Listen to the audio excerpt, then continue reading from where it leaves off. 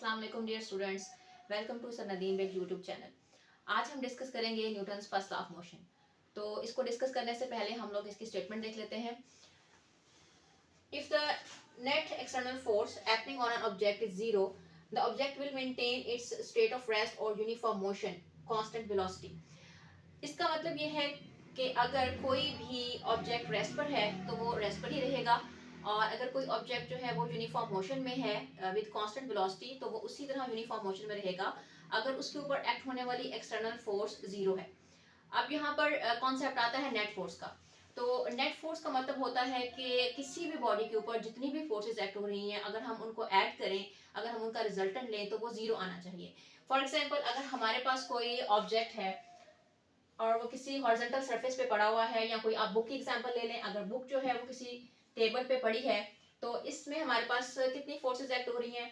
Book का wait जो है वो डाउनवर्ड डायरेक्शन में है, और जो टेबल है उसका नॉर्मल रिएक्शन जो है वो नॉर्मल फोर्स उसकी या नॉर्मल रिएक्शन जो है वो अपर डायरेक्शन में है। तो इस तरह से ये टू फोर्सेस जो है वो एक दूसरे को बैलेंस करती हैं, एक दूसरे के इफेक्ट को कैंसिल करती हैं। तो इस सिचुएशन में हमारे पास जो नेट फोर्स है, नेट फोर्स वो जीरो है। इट मीन्स के इसके ऊपर एक्ट होने वाली एक्सटर्नल नेट फोर्स जीरो है। तो ये जो ऑब्जेक्ट रेस्ट पर है ये रेस्ट पर ही रहेगा, ये अपनी रेस्ट पोजीशन को मेंटेन रखेगा। इसी तरह से कोई भी ऑब्जेक्ट जो मूव कर रहा है विद यूनिफॉर्म वेलोसिटी और कांस्टेंट वेलोसिटी, वो अपनी मोशन को कंटिन्यू रखेगा, अपनी स्टेट ऑफ मोशन में ही रहेगा जब तक उसके ऊपर कोई अनबैलेंस्ड या कोई नेट फोर्स एक्ट नहीं हो जाती। इस चीज की बहुत सी एग्जांपल्स हैं हमारी डेली लाइफ में। अगर आप देखें तो कोई भी बुक टेबल पे पड़ी हुई है वो रेस्ट पर है, अगर कोई ग्लास टेबल पे पड़ा हुआ है तो वो भी रेस्ट पर है।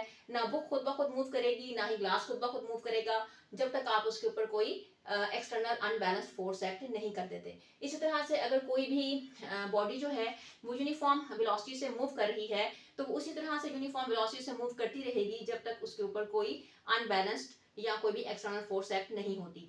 फॉर एग्जाम्पल, अगर कोई भी प्लेयर जो है वो फुटबॉल को किक करता है तो फुटबॉल जो है वो ग्राउंड के ऊपर मूव करता रहता है, लेकिन आपने देखा है कि कुछ देर के बाद वो फुटबॉल रुक जाता है, स्टॉप हो जाता है, क्योंकि उसकी रीजन ये है कि उस फुटबॉल के ऊपर जो है कोई अनबैलेंस फोर्स एक्ट होती है और वो है फोर्स ऑफ फ्रिक्शन, जो कि उसको स्टॉप कर देती है। तो according to Newton's first law of motion, अगर हमारे पास नेट फोर्स जो है वो जीरो होगी तो ऑब्जेक्ट जो है वो या तो अपनी स्टेट ऑफ रेस्ट को कंटिन्यू रखेगा या अपनी स्टेट ऑफ यूनिफॉर्म मोशन को कंटिन्यू रखेगा। इस तरह की हम अपनी डेली लाइफ में बहुत से एग्जांपल्स देखते हैं कि बॉडीज जो हैं वो खुद ब खुद अपनी स्टेट को चेंज नहीं करती, बल्कि कोई ना कोई उनके ऊपर एक्सटर्नल फोर्स एक्ट होती है तो वो अपनी स्टेट ऑफ रेस्ट को या अपनी स्टेट ऑफ यूनिफॉर्म मोशन को चेंज करती हैं।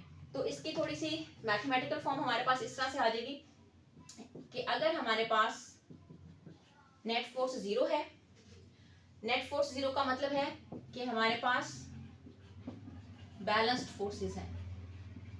बैलेंस्ड फोर्सेस का मतलब होता है कि sum of all the forces acting on a body is equal to zero.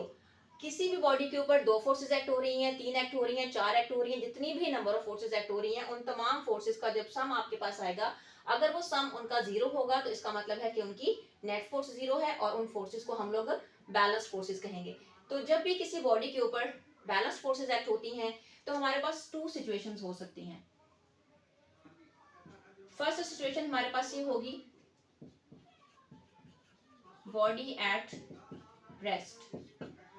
Body या तो रेस्ट पर होगी या बॉडी जो है वो मोशन में होगी,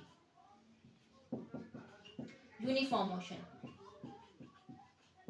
यूनिफॉर्म मोशन में आपने याद रखना है कि यूनिफॉर्म मोशन का मतलब है कांस्टेंट वेलोसिटी। कांस्टेंट वेलोसिटी का मतलब होता है कि बॉडी जिस वेलोसिटी से मूव कर रही है उस वेलोसिटी की ना तो मैग्नीट्यूड चेंज हो रही है ना ही उसकी डायरेक्शन चेंज हो रही है।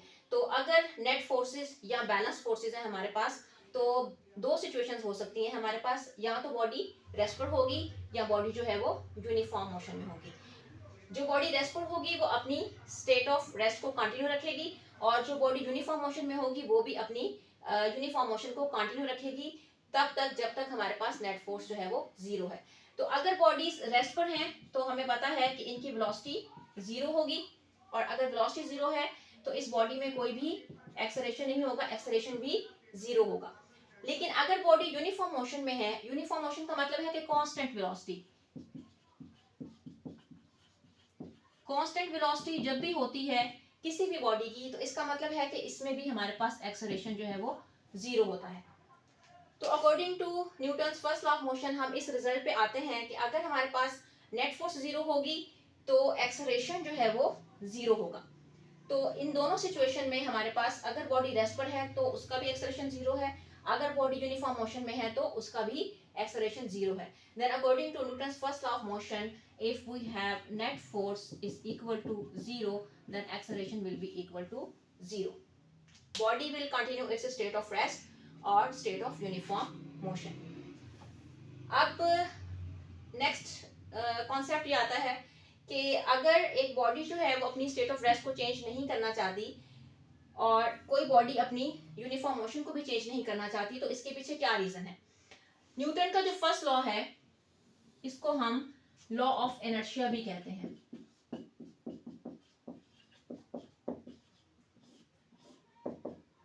अब ये जो इनर्शिया का वर्ड है इसका क्या मतलब है, इसका क्या कॉन्सेप्ट है? इनर्शिया किसी भी बॉडी की प्रॉपर्टी को कहते हैं, उसकी कोई खसूसियत है, ये उसकी प्रॉपर्टी है जिसकी वजह से वो किसी भी चेंज के अगेंस्ट रेजिस्ट करता है।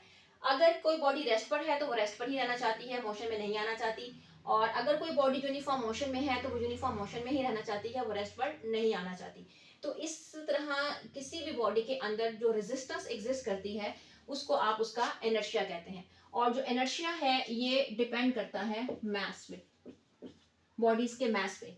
हम लोगों ने अपनी आम रूटीन में ये डिफरेंट चीजें देखी होंगी कि जो बॉडी जितनी ज्यादा मैसिव होती है, जितनी ज्यादा हैवी होती है, अगर वो रेस्ट पर है तो उसको मोशन में लाना बहुत डिफिकल्ट है। और इसी तरह से कोई बॉडी अगर बहुत ज्यादा हैवी है, वो मूव कर रही है, तो उसको रेस्ट पर लाना बहुत मुश्किल है। इसी तरह से अगर आप एग्जांपल लेते हैं एक बाइसिकल की और एक ट्रक की, वो दोनों जो हैं वो सेम स्पीड से मूव कर रहे हैं, लेकिन ट्रक को स्टॉप करना इसलिए मुश्किल है क्योंकि उसका मास बहुत ज्यादा है। उसका मास ज्यादा है तो जिसकी वजह से उसका इनर्शिया ज्यादा है, और फिर वो रेजिस्ट करेगा, वो यूनिफॉर्म मोशन में ही रहना चाहेगा, वो अपने आप को स्टेट को चेंज नहीं करना चाहेगा। तो इनर्शिया लॉ, न्यूटन के फर्स्ट लॉ को हम लॉ ऑफ इनर्शिया इसलिए कहते हैं क्योंकि इनर्शिया के अकॉर्डिंग जो बॉडी रेस्ट पर होती है वो रेस्ट पर रहना चाहती है, और जो यूनिफॉर्म मोशन में होती है वो यूनिफॉर्म मोशन में ही रहना चाहती है। तो इस वजह से हम लोग न्यूटन के फर्स्ट लॉ को लॉ ऑफ इनर्शिया भी कहते हैं। और इनर्शिया जो है वो मास पर डिपेंड करता है, जिस बॉडी का जितना ज्यादा मास होता है उसके अंदर उतना ज्यादा इनर्शिया होता है और वो अपनी स्टेट को चेंज नहीं करना चाहता। इसकी बहुत सी हमारी डेली लाइफ की एग्जांपल्स हैं। आप लोगों ने देखा होगा कि अगर आप एक मूविंग बस में खड़े हैं और बस जो है वो अचानक ब्रेक लगाती है तो आप आगे की तरफ गिरते हैं। तो आगे की तरफ गिरने का ये मतलब है कि आपकी जो बॉडी का लोअर पार्ट है वो बस के साथ स्टॉप हो जाता है, लेकिन आपका जो बॉडी का अपर पार्ट है वो अपनी मोशन को कंटिन्यू रखना चाहता है बिकॉज ऑफ इनर्शिया, जिसकी वजह से आप लोग आगे की तरफ गिरते हैं और आपको आगे की तरफ एक जर्क फील होता है। इसी तरह से अगर आप एक रुकी हुई बस में खड़े हैं और बस अचानक से स्टार्ट हो जाती है तो आप पीछे की तरफ गिरते हैं। तो पीछे की तरफ गिरने की रीजन भी यही है कि जब बस अचानक स्टार्ट हो जाती है, मोशन में आ जाती है, तो आपकी बॉडी का लोअर पार्ट भी बस के साथ मोशन में आ जाता है, लेकिन बॉडी का जो अपर पार्ट है वो अपने इनर्शिया की वजह से रेस्ट पर रहना चाहता है, रेजिस्ट करता है, जिसकी वजह से आप पीछे की तरफ गिरते हैं। तो ये आपकी डेली लाइफ की डिफरेंट एग्जांपल्स हैं जिससे आप लोग न्यूटन के फर्स्ट लॉ को और इनर्शिया के कॉन्सेप्ट को समझ सकते हैं। तो ये है आपके पास न्यूटन का फर्स्ट लॉ ऑफ मोशन। तो इंशाल्लाह हम मिलेंगे अब नेक्स्ट वीडियो में। अल्लाह हाफिज़।